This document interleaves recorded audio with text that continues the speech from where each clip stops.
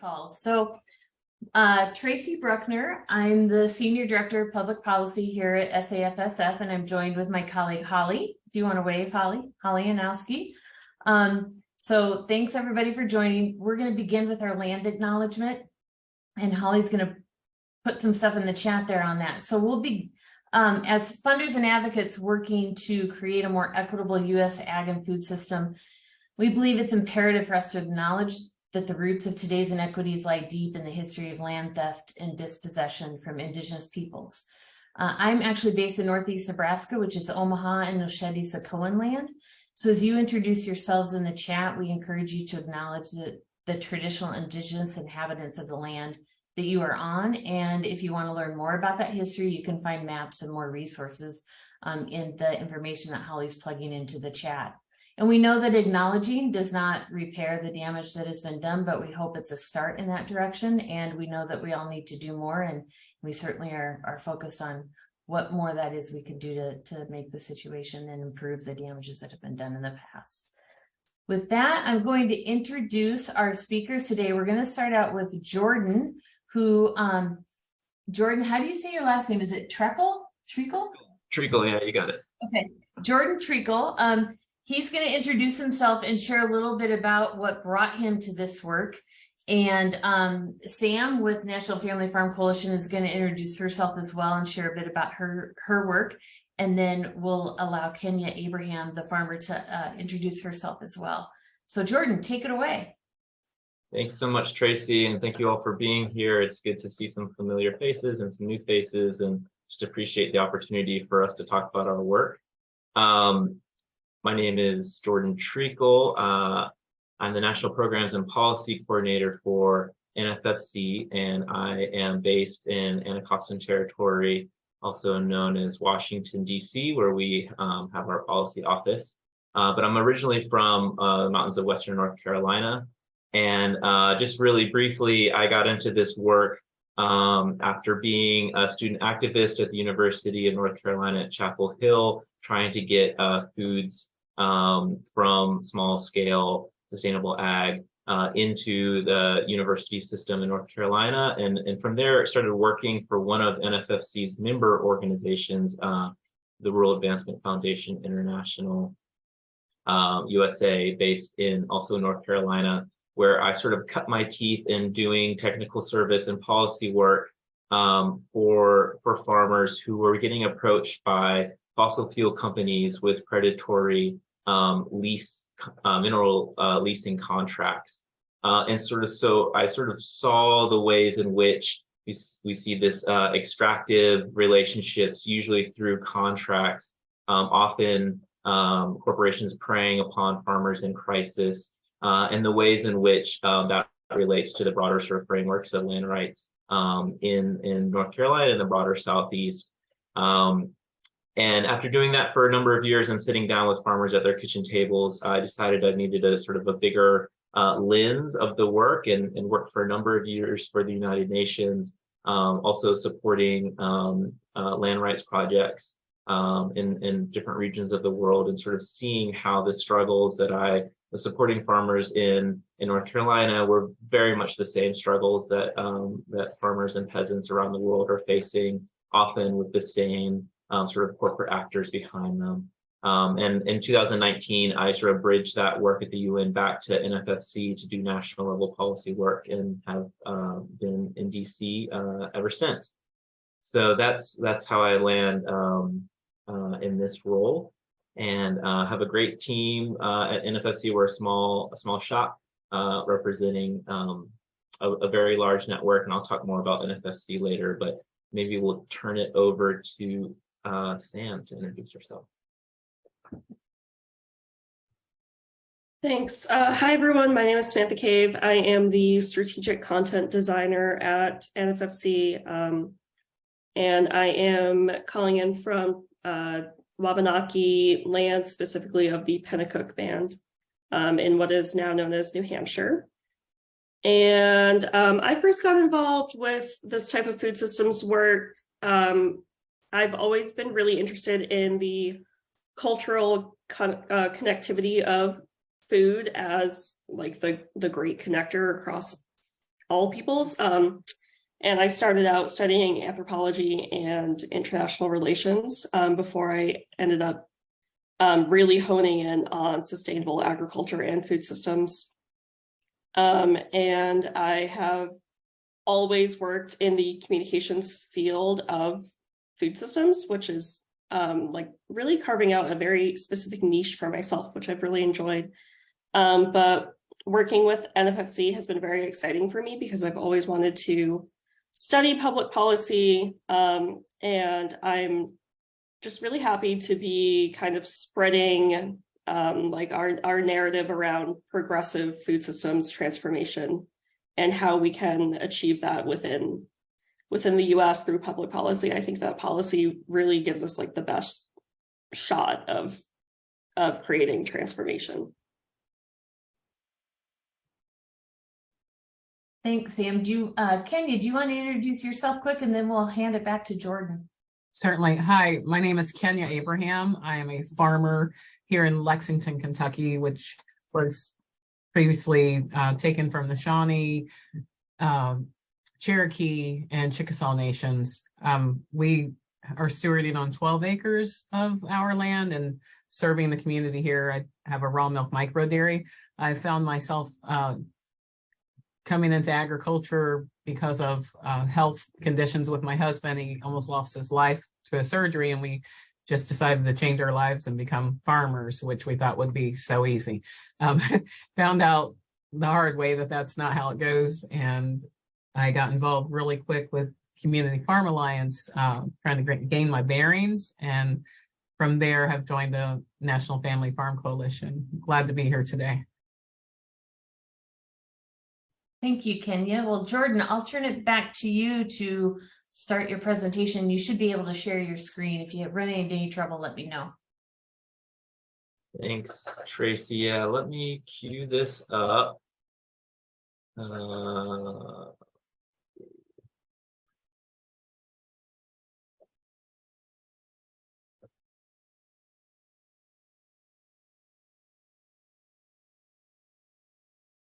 All right, it's taking me 1 minute. Can you all see that PowerPoint presentation? Thumbs up. I'm seeing a few head nods. Yeah, it shows the outline view, but if you maybe go into presentation mode. There we go. How There is you that? go. Yep, that's great. Thank you.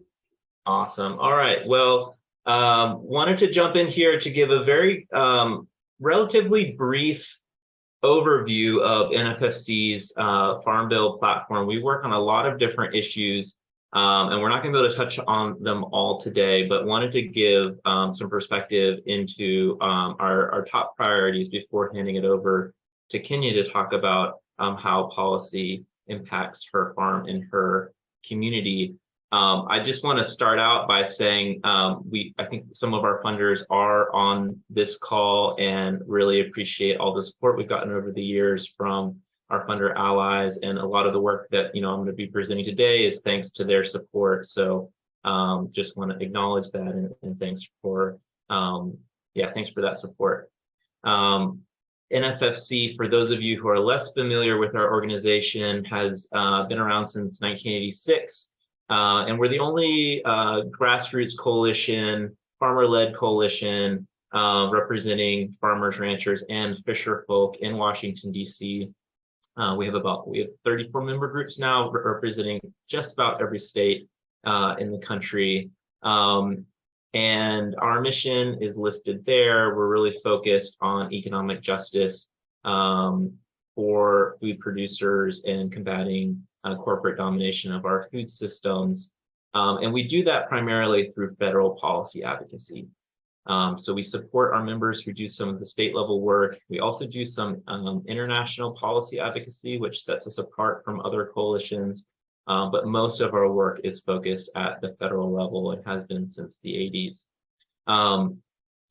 We have all of our policy work and our Farm Bill advocacy is guided by our strategic framework, which is decided by our board members or our member group representatives, which includes Kenya. And we have two core programmatic strategic goals, which are listed there, focused on achieving economic empowerment and fair prices for producers, and combating corporate domination in our food system. So those are sort of our guiding stars in how we show up, both in our own policy advocacy, our own marker bills, and how, you know, the policy that we shape, but also the way that we show up in solidarity with our allies and other advocacy spaces related to Farm Bill, and you know, also our engagement with administration on policy. So with that brief overview, I just wanted to take a quick minute to just orient us on where we are in the Farm Bill process. I think that you all have heard from other coalitions and organizations on Farm Bill issues, so I imagine this is not new information, but just to make sure we're all on the same page, you know, the Farm Bill process is usually every 4 or 5 years, a massive policymaking process that is one of the largest spending bills that Congress passes outside of defense. You can see the funding estimates broken down there for the current Farm Bill there on the right. A large percent of the Farm Bill funding, despite the name, is focused on nutrition, things like programs like SNAP, and food security provisions, which is not the highest, is not a core part of NFFC's work, but we see as really important for making sure that it's not just a food security bill, but also an anti-poverty bill. Where we are in the process right now is the current Farm Bill is technically expiring in September of this year. And so we are well underway now of negotiating the next Farm Bill. And so that typically, and for this year is the same, starts out with field hearings where members of Congress will set up town hall style meetings and hear from constituents on what are their priorities. There are also at the same time congressional hearings. We have had some preliminary congressional hearings in DC, and those will be ramping up in coming months, talking about each title of the Farm Bill, or each section of this massive piece of legislation. The next step is that drafting of the Farm Bill begins in the House. And once that draft is sort of out in the public, the Senate usually reacts to some extent to that first draft and creates its own draft. And we expect those two versions from the House and Senate to be pretty different, given the different party control of the two chambers.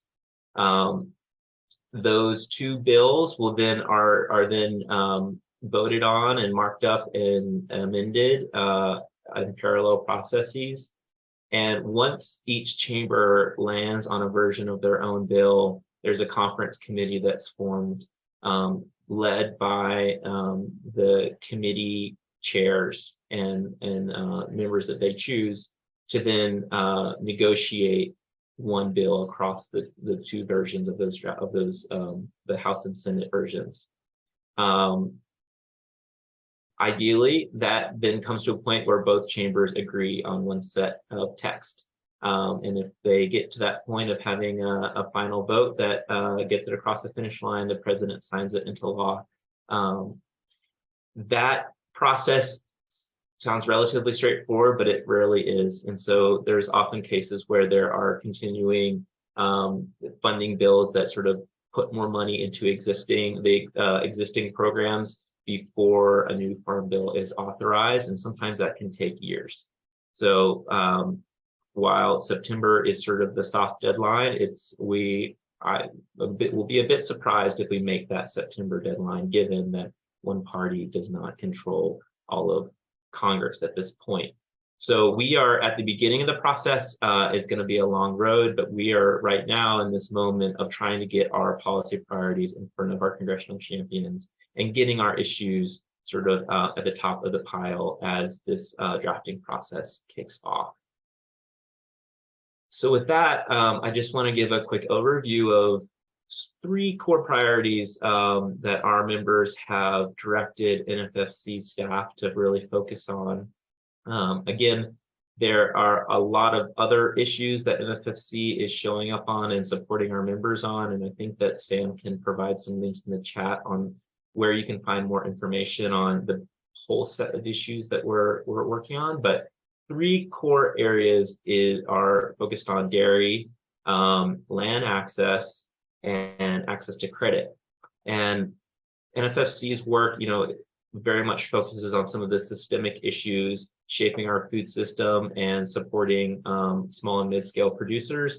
And these 3 issues, I think, are really crucial and critical for reasons I'll just lay out. The first, focusing on the dairy sector, NFFC is one of the few coalitions in DC that has a really strong and broad and diverse dairy constituency. We've got dairy farmers that are very small scale and organic producers in Maine.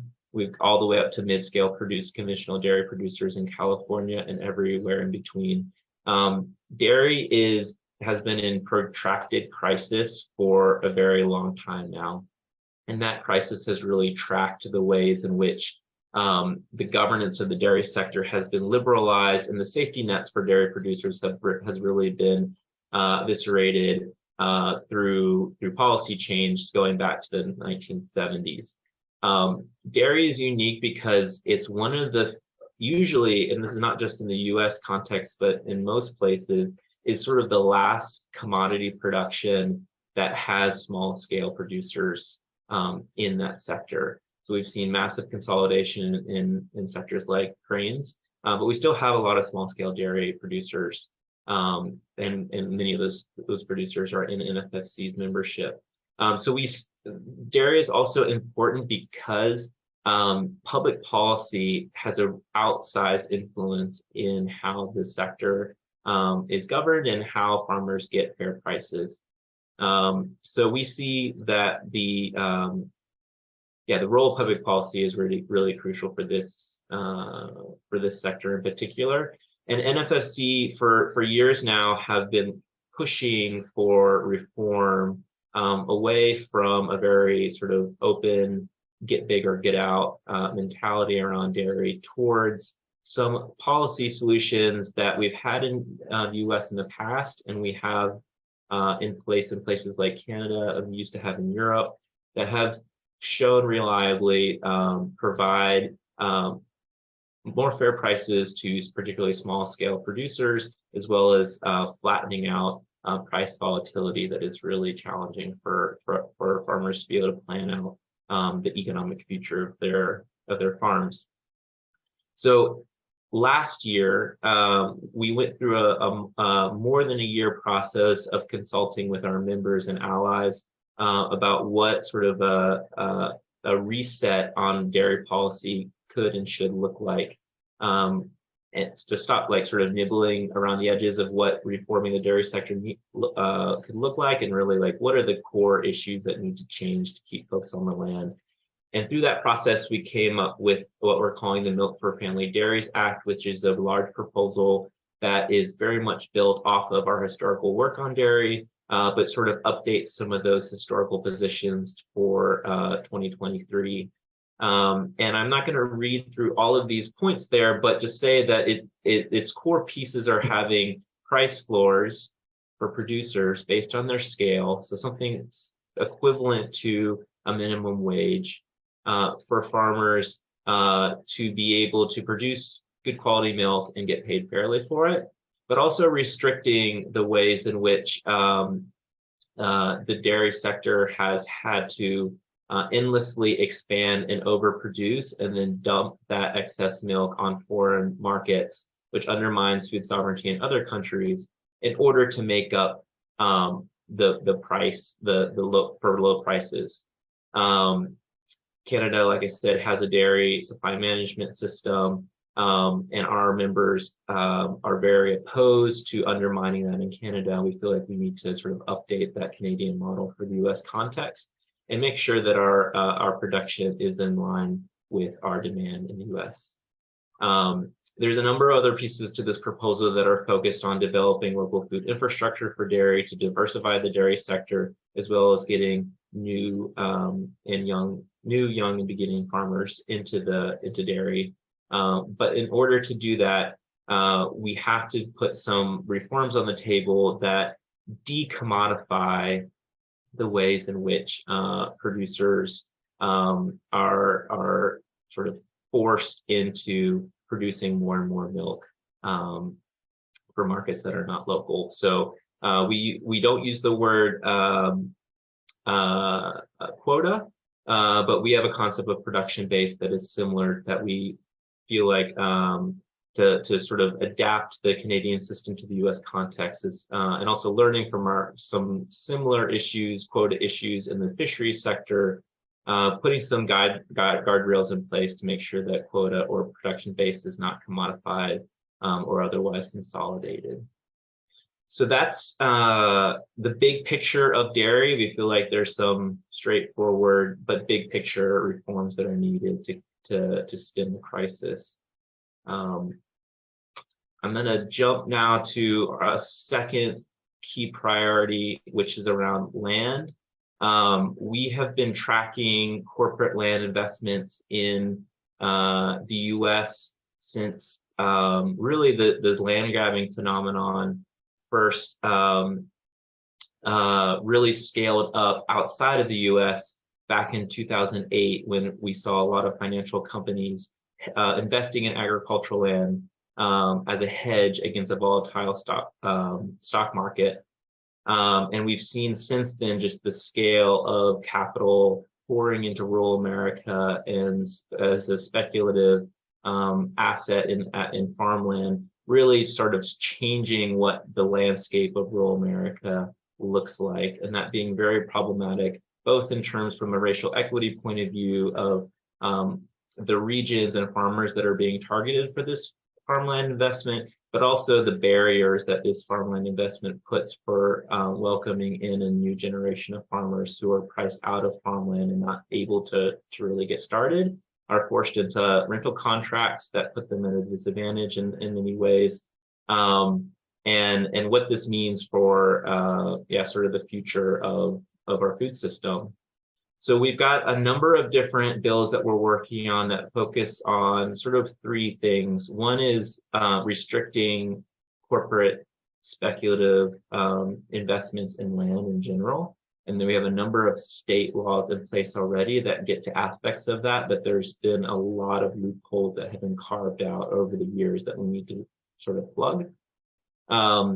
My second piece is like reevaluating the role of public institutions in actually providing land grants to historically underserved communities. We have a history of that in the U.S. Many other countries do it. Right now we have, a lot of public funding going into training programs for farmers, but if you have a lot of skills but aren't able to get access to land, you can't use those skills. So reevaluating the role of public institutions to help folks get into the land, and the Justice for Black Farmers Act being one of the main drivers for that issue that we've helped shape with Senator Cory Booker's office, and that has just been reintroduced. And then the third sort of key area is looking at other ways that public institutions can support more community-based land tenure and land access models. So we were very happy to have Agrarian Trust be one of our most recent member groups to join NFFC that have been doing some really innovative work around getting young people onto the land in a community-based way. So lots of folks bring different skill sets to a single piece of land and selling into local food systems. And we would like to see that similar kind of models scaled up with public resources. So we're working closely with the National Young Farmers Coalition on that area of work. And we feel like those three approaches to land as a package could make some pretty substantial changes in this land access issue and update sort of how land is governed, which we haven't had in the U.S. for a very long time. I'll just lastly say that supporting Indigenous and Native land tenure is a key part of our work, which we do in a solidarity approach, because we don't have an individual member group representing Indigenous organizations, although we do have Indigenous members as part of our member groups. So we work closely with folks like IAC and other Indigenous groups on direction for that. But building off of the work that we did in the 2018 Farm Bill around heirs property is very central to our priorities, making sure that particularly about farmers who are on heirs property have equal access to USDA programming and their land rights are secured was one of our key areas of work in the last Farm Bill, and we want to build off of that in this Farm Bill.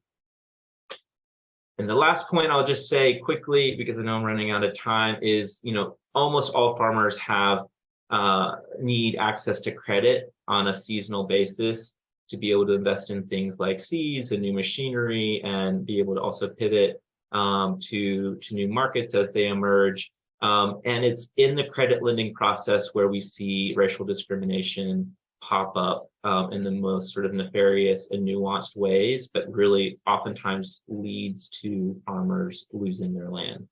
And this is something that we've seen for so many decades. So we're working on ways to provide better oversight of the lending process to make sure that farmers' borrower rights are protected, but also changing the way in which the relationship between particularly FSA, the Farm Service Agency, and farmers, it can be less of an extractive business relationship and more of FSA being a safety net public institution to help folks get through challenging times or, such as a natural disaster, but also, those regular seasonal debts that they incur. So a few things that are listed there I'll just highlight is making sure that farmers are not forced to put their house up as collateral. And as they pay down their debt, being able to pull their house off the note as soon as possible is not something that farmers are usually encouraged by FSA to do, but we feel like is really important just as a means to keep folks in their homes.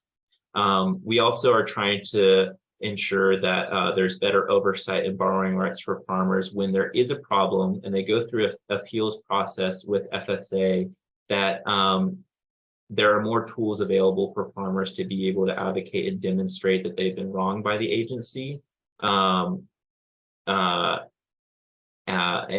hopefully be able to get some kind of equitable relief if there has been a financial impact from that error on FSA's side, which is, again, too often the case and too often an experience of farmers of color in particular in the loan making process. So I went over time a little bit. I'm going to pause there. My contact information is there if folks have follow-up questions. I'm happy to answer any questions at the end about any of those priorities. We have a lot of other work that I didn't get to, but I want to make sure we have time for Kenya to take the floor and talk about how policy impacts her. Thank you, Jordan. I think if you want to stop sharing your screen now, and then we'll spotlight Kenya and everyone can see who's speaking. All right. So as I said earlier, my name is Kenya Abraham, and I am the CEO of Slack Market Farm. Slack is spelled S-L-A-K for a reason. I do know how to spell, but that's my children's initials, Sabeel, Layla, Ayakabam, who actually own and operate with me. My children are my business partners. We came to this position of farming thinking that we were going to just start our lives over and get right in, and it just didn't turn out that way right away. Just trying to find a place was one thing.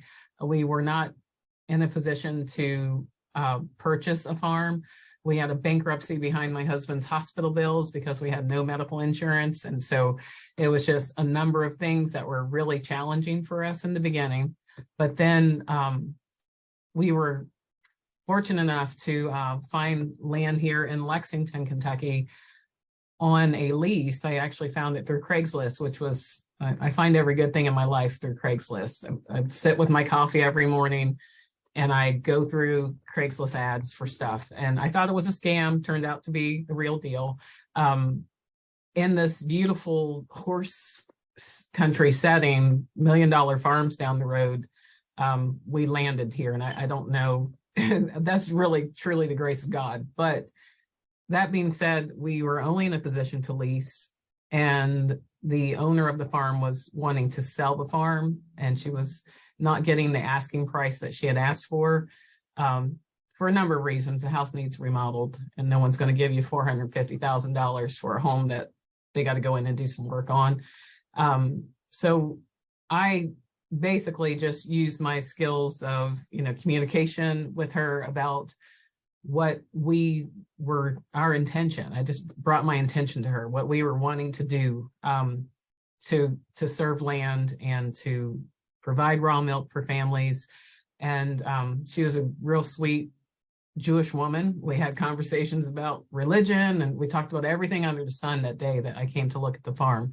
We sat at her fire pit and burned the fire and talked, and just, laid it all out. And she saw that what I wanted was what she had originally wanted for that land. And so just the connection that we had, she couldn't do what I was wanting to do because she had gone through a divorce and her children were grown. They didn't want to help her and all these things. And it was kind of like she could live vicariously through me to do, like, oh, go ahead, do that. And so I explained to her what I knew that we could possibly do, a lease with an option to purchase. And that if I could get on this land and put myself in a position to prove my production, then I could eventually get a USDA loan, and I would lease it from her and give her we agreed at a purchase price. It wasn't what she originally wanted, but it was what I thought would be fair at the time. I think we agreed at $350,000. And so this worked out for us. She was my land partner. I don't like to say my landlord. I just say my land partner. However, if I hadn't been savvy enough to, communicate that well enough, then I don't know that this would have gone over with anyone else. And I've talked to other people who are landowners, farmers that are, ready to go out of this, business. And they're like, they want to sell their land right off. They don't really have a connection to it a lot of times. And so just dealing with, talking in the mindset with people to get them to think in a different way about how to allow people to access land. It's really something that if there were programs available, I think that farmers like me in my position would have had a better, or could have a better shot at, just transferring land from one person to the next. But that being said, we started here and we did everything from the ground up. I built a creamery out of a garage, which was a $30,000 investment that I put onto this land, risking, this is before we even owned it, but it was what I had to do in order to prove to the USDA I'm a raw milk farmer. Raw milk is not legally sold in Kentucky. And so I had to develop a herd share, which that's what the law requires. And so we did that. And our farm is sustained by community. Everyone that comes here that supports our farm are owners of the animals with me. And we also support beginning farmers.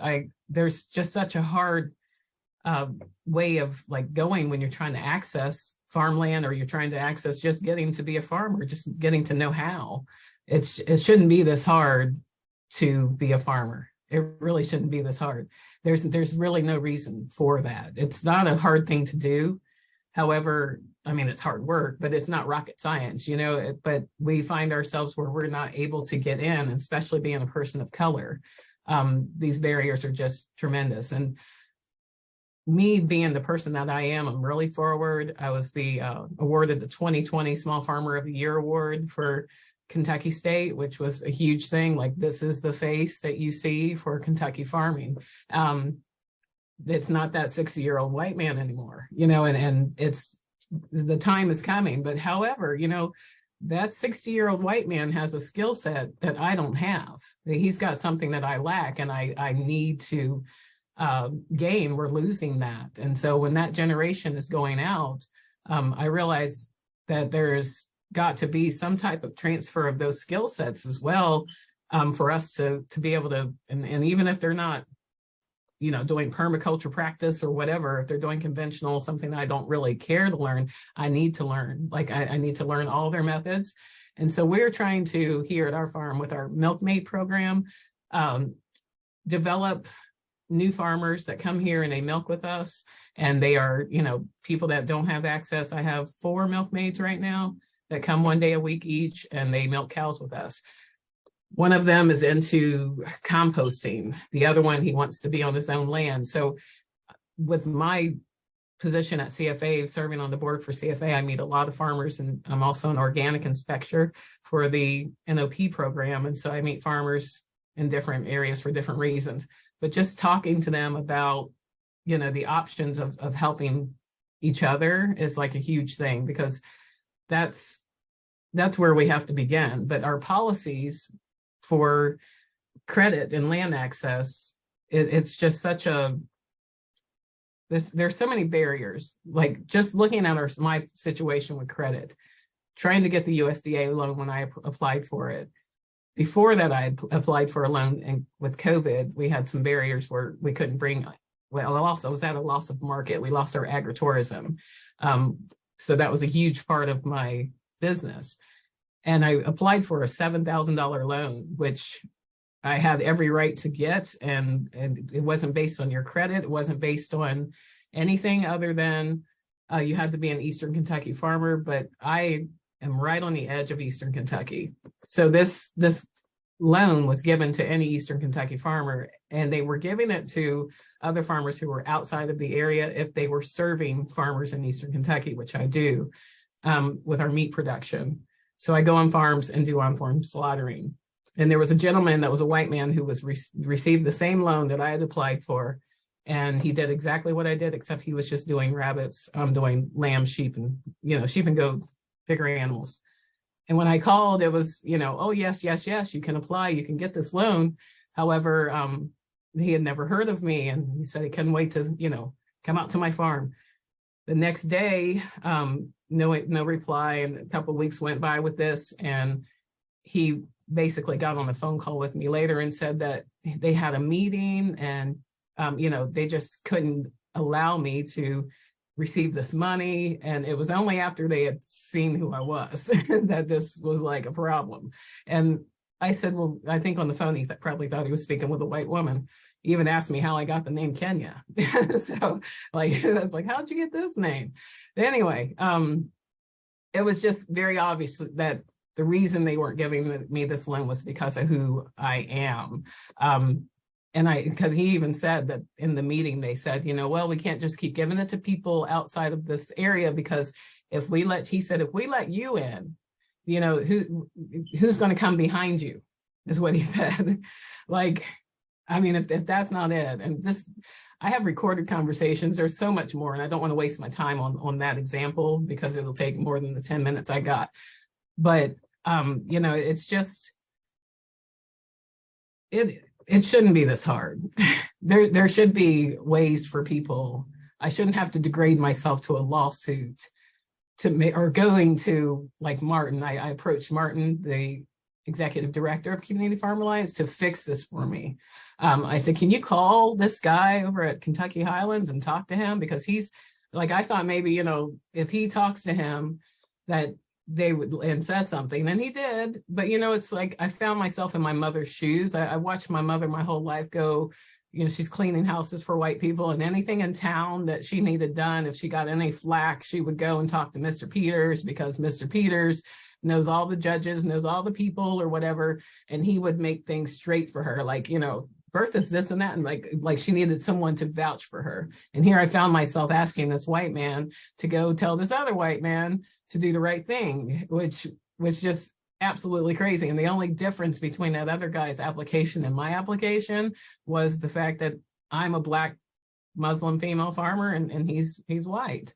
There was really no other difference. And it's just, we shouldn't have to, I shouldn't have to even tell you these stories. It shouldn't exist, but it does.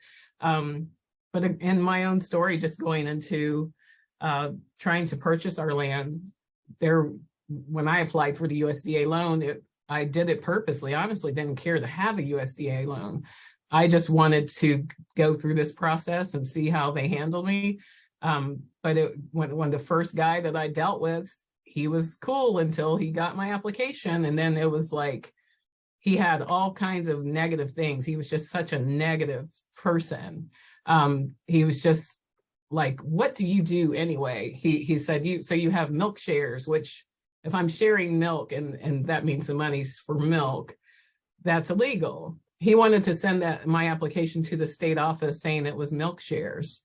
And when I've got someone else to help me, and that guy could see exactly what I'm doing.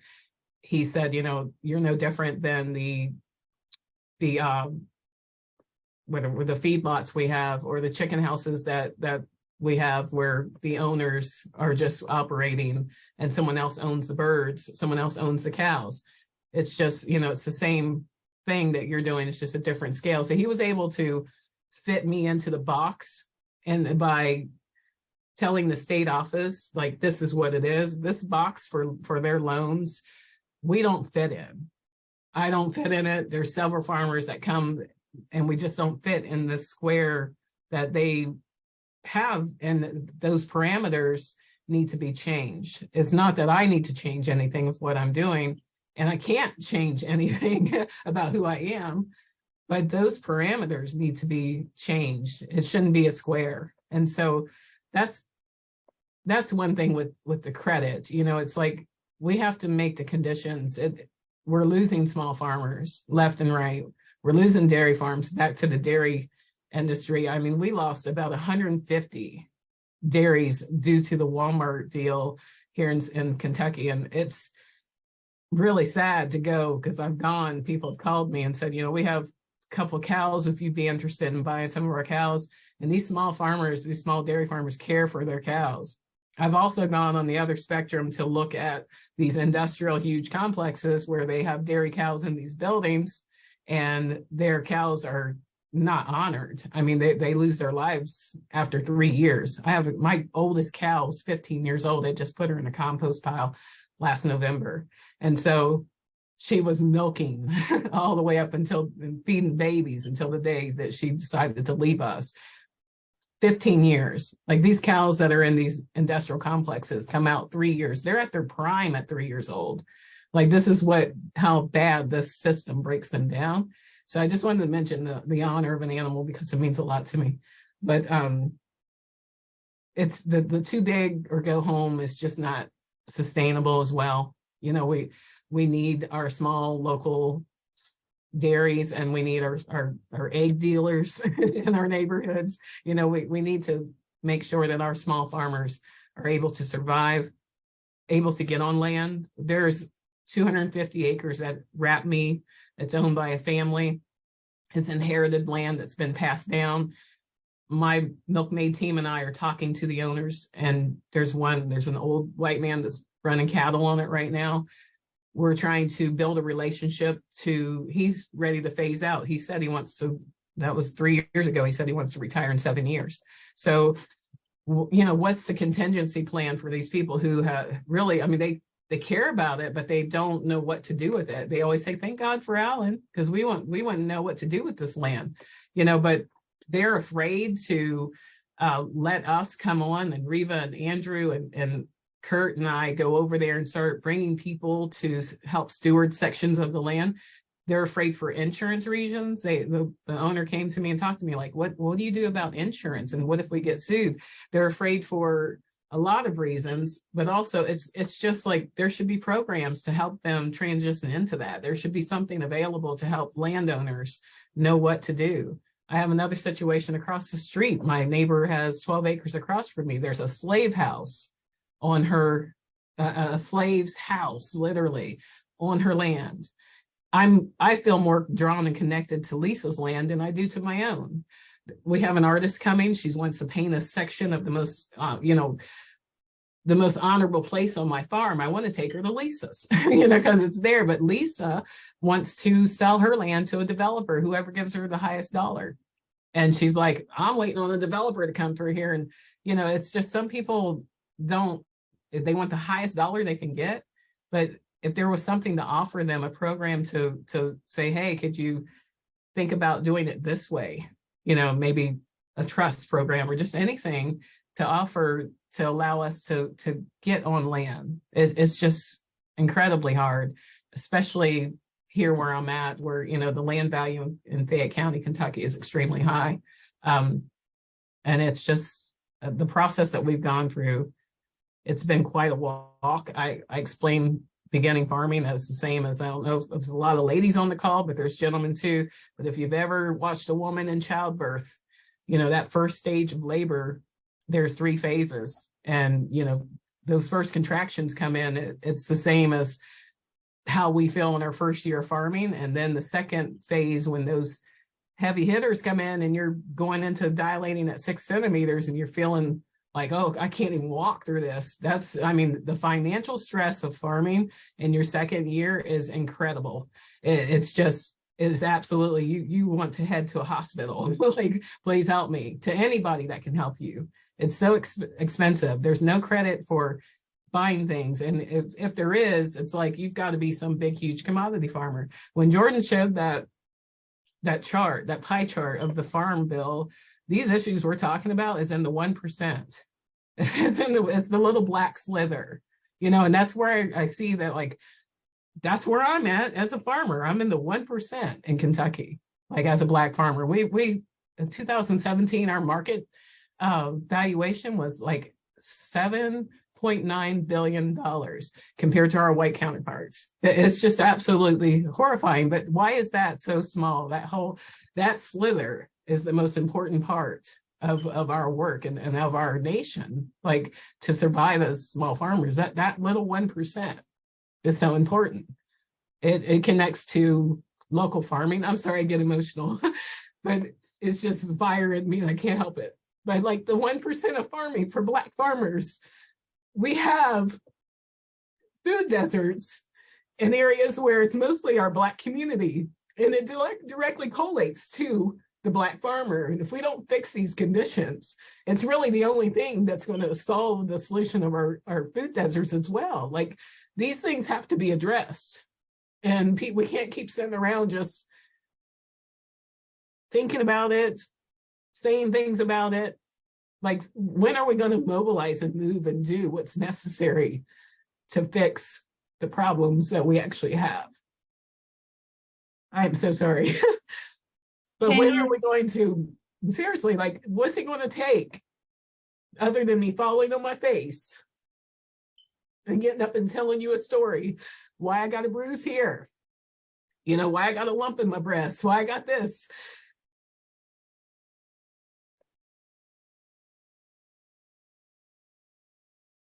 Thank you so much, Kenya. I'm sorry, but I mean, it's just, you do not have to apologize. I'm sorry for the pause. It's just too much, and for anybody. And if I wasn't who I am, I just know with that loan, I literally told that second USDA officer, like, you do not want to deny me this loan.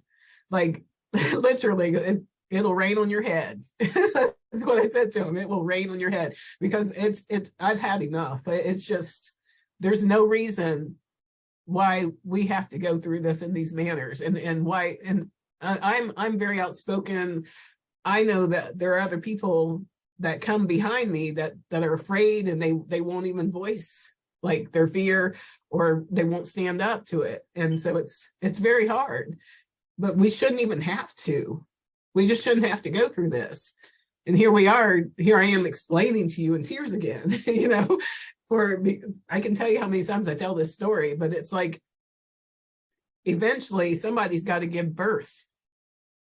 I've got to push out something at that third phase that's going to deliver, and it's either going to come in stillborn and I'm gonna quit everything, or I'm going to have something that's alive, vibrant, and thriving. And I've been fortunate enough to have a vibrant farm purely by the grace of God. But we're trying very hard here to make this happen for not just myself, but for other people. And so I appreciate your time today. I hope I've said enough, but that's the thing is like, how do we create labor and delivery for small farmers and help people to get to where I'm at? I don't know how I've gotten here other than what I've just said, but it's not always available and accessible for everybody else. And the way we got here certainly was not easy. But Well, that's thank you. Thank you so much for sharing your story, Kenya. Yes, It ma'am. takes a lot of courage to share that story, and I just really appreciate you taking the time to be with us today. Thank you. You motivated a lot of people, so I hope you see the love in the chat box for you. And I want to open it up to Mark Muller as he has a question. So I'll hand it over to you, Mark.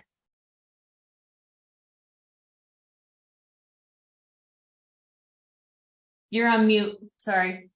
Sorry. Ken, it has been a long time since I've teared up during a webinar. That was so incredibly powerful, and so inspired by you, and feel so bad about the overt racism and everything else. But thank you for sharing your tremendous story. And I feel a little bit like my questions are relevant now. But my question is, so I'm peripherally involved in the Farm Bill quite a bit. And there is a lot of good conversation around a great opportunity around climate and around the $20 billion that was designated through the IRA to come into the conservation programs of climate. And I have a little concern that we as the advocacy community are thinking so much about that, and I think as we should, but I feel like there could be other opportunities. And I don't know if there's like FSA reform or other things. As you're talking about, Kenya, and what you've talked about, Jordan, are there ways that things that we should not be forgetting about, that we might be, just because the big shiny red ball is at 20 billion, and there might be an awful lot of other things that we should be having our focus on. So I welcome from either of you, what should people like myself be thinking about as Farm Bill reform going forward? I'll just say that, and this is my personal opinion as far as climate and climate change. I think that climate change is just it's from us not serving our mother. And it's a direct assault against, because of the assault that we've placed on our mother, that we're dealing with the reaction that we're getting. We're dealing with what we're getting. And so you can even see that translates down to our physical being as humans. Like we just completely don't respect our women, like period. No, this earth is my mother, and if we just disrespect her, it boils down to, and even in our physical being, we don't have a respect for our women even anymore. Like we have our women out in the streets looking crazy, so it's just, I think it's very important. When I first started farming, I was like, I don't feel like I can say anything about climate change. I haven't been farming long enough. Now I feel like I can say something about climate change. I see it. Like we have rain constantly now. Our winters are warmer and warmer every year I'm here. And there needs to be some solution to that. I think it's an important issue. Jordan. Just to build off of that, that important perspective. Thanks for the question, Mark. So I think that the IRA did put a lot of important funding that is being implemented now. And I think that for the Farm Bill, that took a little bit of pressure off of the advocacy community because that funding is there. We also have to defend that funding and make sure that it doesn't get clawed back through the Farm Bill process and reallocated other places. So there's a defensive tactic in the Farm Bill that we need to track. NFFC's work is also trying to make sure that public funds that go into addressing climate change and incentivizing things like rotational grazing and to some carbon sequestration is part of that important work. It's not the only part. Defending biodiversity is, I think, also equally important in the conservation conversation. But we know that these programs are oversubscribed. There are more farmers who want funding and are prepared to do conservation practices, but don't have the financial means to do it and need support from the government. And I think scaling up and making sure that every farmer that wants to participate in those programs can, is where we have really pushed with some of our allies, while at the same time making sure that some of these new programs that the administration has been rolling out, like climate smart commodities, are not just getting captured by corporate entities. I mean, JBS should not be getting climate funding. There's not enough money to go around, and they're not doing the work. So we see that work of making sure that there's not corporate capture of these public programs goes really across the, across the programs that have rolled out over the years to help farmers through challenging times, whether it be a market facilitation program because of the trade war with China, or COVID relief funding. But unless there is a way to prioritize small scale farmers who are already doing the work and helping those farmers get into doing those diversified and ecological practices, that is money that is going to be wasted. So bringing that, again, that sort of that corporate, challenging corporate power into those climate discussions is where NFFC shows up. And I think we have a number of different marker bills that are out there that have some good ways to go about that and invest further funding. But just to build, and then I'll stop, is that I think other opportunities outside of climate, I think that these issues around credit are really straightforward. And hearing from Kenya's powerful stories, how crucial it is for farmers to get started and stay on the land. I think it should be a bipartisan issue. And I think that we've got some good inroads for getting some ideas on the table, having worked with our farmers over decades to figure out where those reforms are needed. And then just to circle back on the land issue, like land is having a moment right now. We're critiquing the consolidation in corporate power in terms of owning land and how it puts farmers, small scale farmers, in very potentially exploitative contract relationships with Wall Street investors. That is finally being taken seriously and talked about, and what are the policy solutions. And I think that there are some important bills in Congress right now that we haven't had in decades. So I do think this is a moment to really lift up that issue and put it on the table.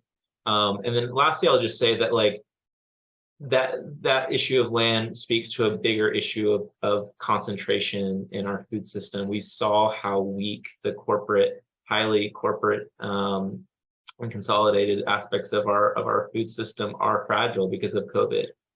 We've seen the ways in which corporations are willing to exploit labor in meat packing, in the meat packing sector during COVID. We can't forget that, and we need to put policy solutions on the table to strengthen, for example, the Packers and Stockyards Act, as that recent history is still present in our minds and sort of in our political system. So I think that this broader sense of how do we scale back the corporate power and concentration in our food system this is the Farm Bill to do it. Thank you. One thing just I wanted to know, I don't see any other questions. Andrew did make a mention in here about Andrew, do you want to speak to the comment you put in chat just about how ag commons are a promising model? Anything you want to add there more than what you had in the chat? Oh, yeah, no, it was just inspired by Kenya's stories and her mention of, just the difficulty around getting land and the price of it and all. Just made me, think about the agrarian commons model, which is basically a community land trust model, but with a collective board, farmers and folks that are running it and make the decisions on it. So just find it to be a inspiring and promising model, and would love any comments that NFFC and Kenya have on that. Well, I could just say quickly and then turn it over to Kenya that I think that there's a long successful history of things like community land trusts, and that's one model, and there are other related models that help folks get onto the land. This question of land tenure, and this same story goes for heirs property owners who are majority African American producers who've been discriminated from the legal system and don't have secure land rights ties directly to the credit issue, because for most farmers, it's your land that is used as collateral for accessing credit. So if you don't have a clear title, and sometimes that is the case for community-based models, that puts you at a disadvantage in terms of lending. And so this is why the land discussion and the credit discussion are so intimately intertwined. And we need to find ways to provide resources for folks who are farming in a community way to have access to other resources if they're going to be barred from accessing the commercial lending sector. So I think that it's a both and, in terms of we need to support community-based models, as well as make sure that folks who are on individual properties or an heirs property are also getting support, particularly in terms of lending. And I just say that we did recently, last week, release a report that we did with the University of California at Santa Cruz and the Federation of Southern Cooperatives around farmers in the Mississippi Delta who are being targeted by these corporate investors, and both lifting up sort of the farmer narratives of how these corporations are showing up in their communities and using predatory lending practices, leasing practices to try to sort of grab that land. But also, so many of those narratives talk about these discriminatory lending relationships that they have with local FSA offices, as Kenya highlighted as well, and how those two things are intertwined in terms of discrimination in lending and land loss. That research is also important because our academic allies did a lot of very labor-intensive parcel data analysis. So going into Register of Deeds offices and looking at the individual properties that these corporations are buying up to show how pervasive this trend is in some select counties in Mississippi. So it gives a really broad on-the-ground perspective in Mississippi, where there are a lot of heirs property owners, on how these dynamics are playing out at the community level. Kenya, anything you want to add? Yeah, with our, I was mentioning the neighbor and the issue that we're having with her there, with our urban service boundary in Lexington. We're trying to protect the farmland that's out here from developers, and there's always something coming that we're fighting. Like right now there's a soccer field that's behind Lisa's land, and I mentioned I would love to purchase Lisa's land, but here I am, I'm just not in that. I mean, I probably could go and apply for USDA loan, or another loan, but it's what they've asked me for collateral with this first loan.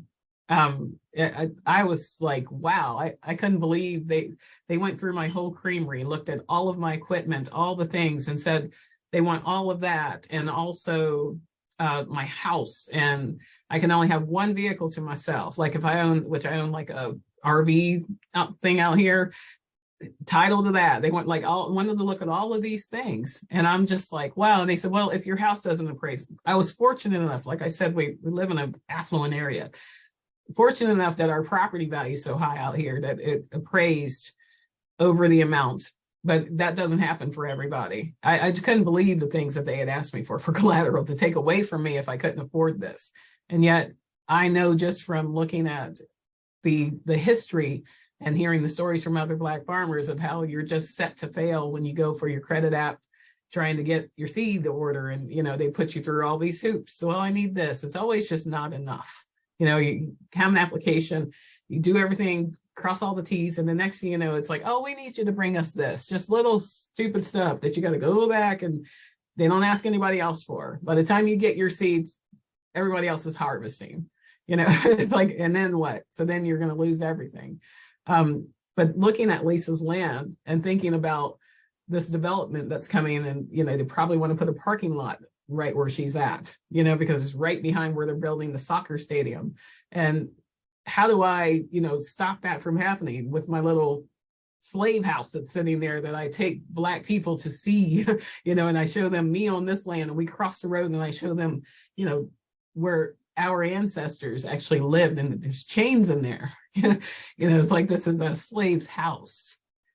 How do I get that land?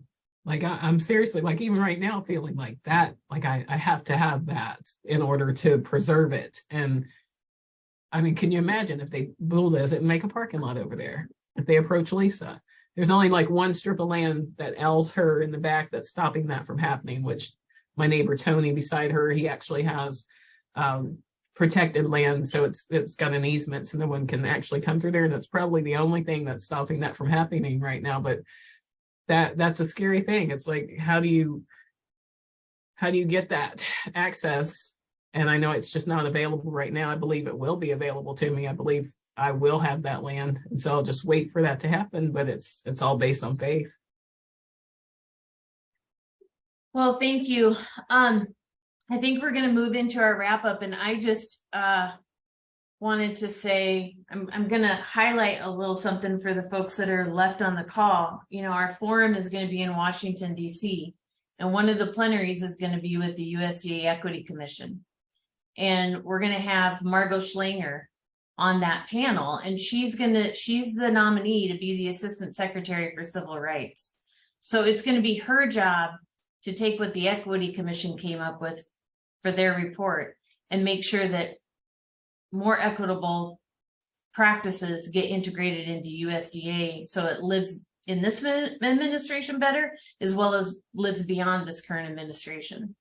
And so Kenya's powerful story today, for those of you who are going to be at our forum, needs to be highlighted during that conversation.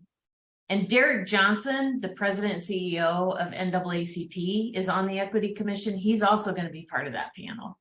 So there's a real opportunity here, I think, to engage another powerful constituency through the NAACP to really spark these kinds of stronger conversations and lift up stories like Kenya's. And Kenya, I just appreciate you so much taking the time to be with us today, and for Jordan and Samantha and Niaz to bring it forward to say, we want to have one of our farmers on the call with us. So really powerful.